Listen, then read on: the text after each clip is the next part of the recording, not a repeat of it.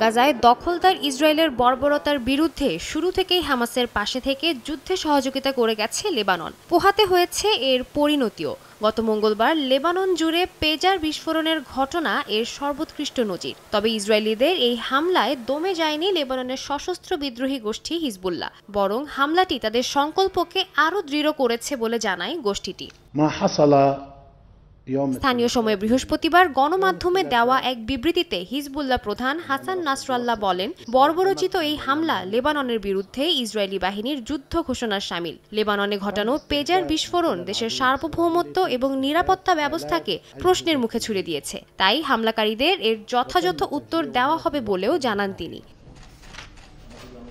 এদিকে প্রধানমন্ত্রী বিনিয়ামিন নেতানিয়াহু এবং দেশটির গুরুত্বপূর্ণ ব্যক্তিদের হত্যার ষড়যন্ত্রে জড়িত থাকার অভিযোগে আটক করা হয়েছে এক ইসরায়েলি নাগরিককে। বৃহস্পতিবার এ তথ্য নিশ্চিত করে ইসরায়েলি কর্তৃপক্ষ বলছে, গ্রেফতারকৃত ব্যক্তি একজন ইসরায়েলি ব্যবসায়ী। তার সঙ্গে তুরস্কের সংযোগ রয়েছে।